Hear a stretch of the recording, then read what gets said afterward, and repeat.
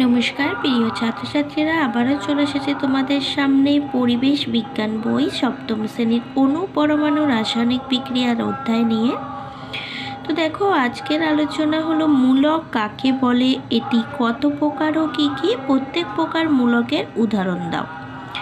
দেখো, মূলক কাকে বলে?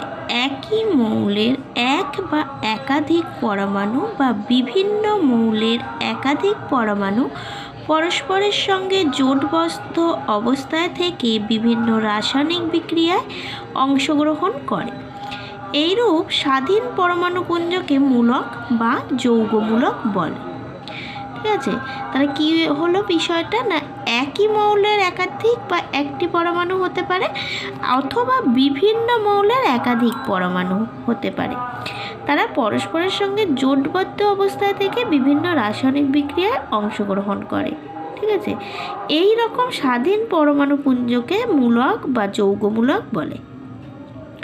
এবার মূলক কয় প্রকার বলেছে? মূলক প্রধানত দুই প্রকার, যথা প্রশমমূলক ও তড়িৎগ্রস্ত মূলক।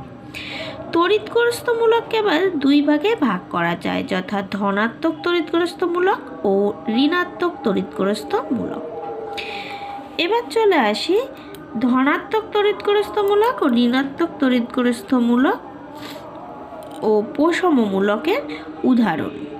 ধনাত্মক তড়িৎগ্রস্ত মূলক কোনগুলো? না, অ্যামোনিয়াম, ফসফোনিয়াম, হাইড্রোনিয়াম এইগুলো। আর ঋণাত্মক তড়িৎগ্রস্ত কোনগুলো? অর্থাৎ নেগেটিভ, সালফেট, নাইট্রেট, হাইড্রক্সিল এইগুলি। আর প্রশমমূলক কোনগুলো? মিথাইল, ইথাইল, প্রোপাইল এইগুলি। ঠিক আছে, এই হলো আমাদের আজকের আলোচনা। মূলক কাকে বলে, এটি কত প্রকার, কী কী, ও প্রত্যেক প্রকার মূলকের উদাহরণ দাও। প্রিয় ছাত্রছাত্রীরা, আজকে আলোচনা এখানেই শেষ করছি। বলে রাখি, যদি তোমাদের এই আলোচনা ভালো লাগে প্লিজ সাবস্ক্রাইব করো আমার আগন্তুক ইউটিউব চ্যানেলটি, আর কমেন্ট করে জানিও কেমন লাগছে তোমাদের এইসব আলোচনার বিষয়। আর যদি নতুন কোনো প্রশ্ন জানার থাকে অবশ্যই কমেন্ট বক্সে লিখে পাঠিও, আমি তোমাদের দেওয়ার চেষ্টা করব। ততক্ষণের জন্য শুভরাত্রি, টাটা।